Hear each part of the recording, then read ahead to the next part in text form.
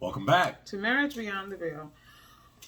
I was watching the news today, and they were showing this really beautiful story about a father coming home to his son's graduation. He's in the Navy, and he's been on ships time after time after time, but he realized he could probably make this one.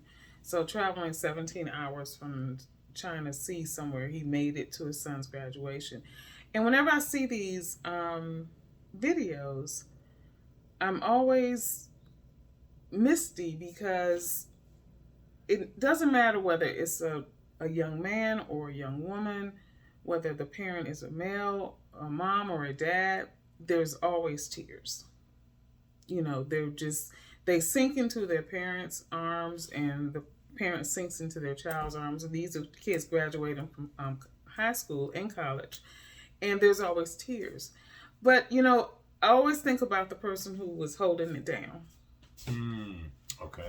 And so that's what I want to talk about today, holding it down. Because in a love relationship, especially, you know, if you have children, but even if you don't have children, you might have parents or other responsibilities that you have. When you have someone that is in a situation where they're traveling from work or gone away from the home, or even like in our case, ministry, where the person is gone a lot, you as the caregiver, the primary caregiver, you always feel overloaded. You feel like you're holding it down, and you are holding it down.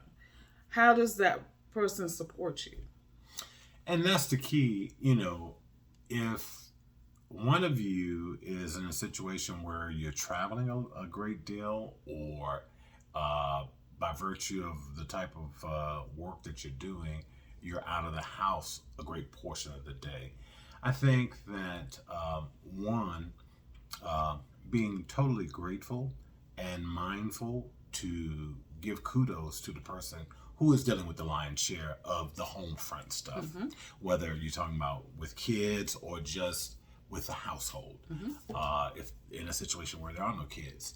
The other thing is, when you are in place, make certain that you're doing things that will lighten the load once you're gone. Yeah, and then, you know, like you said, when you are in place, you know, saying, you know, making sure that you say, okay, honey, you know, make sure you take some time or schedule some time for yourself. You know, maybe go to the spa or, you know, go to a game or whatever. Just do something just for you, you know, without the children or without the parent or without your, you know, your whatever you're having to support while that person is away, because you do get tired. You do get exhausted. You do feel like you're overburdened. And it's not a burden, but it does feel like it sometimes because you're having to do everything. And for military spouses, hats off to you, because, you know, you're having to take care of the bills. You're having to take care of the children. You're having to take care of basically everything. And they are deployed time after time after time after time. Yeah, but again, it's not just military spouses. No, it's not. You know, again, so depending on what the situation is, but being mindful, I think, of really, really valuing what the person is doing. If you're out of the pocket constantly, making sure that they are aware of how much you appreciate what they're doing. Whether it's tremendous sacrifice or not, but just doing a lion's share of quote unquote what needs to be done, definitely deserves kudos. But again, like I said, you know, doing what you can, even from a distance, to be helpful. But definitely when you're back in the home, doing what you can to lighten the load, and like Gail said, you know, completely take everything else off the hands of the one that is there the majority of the time. So,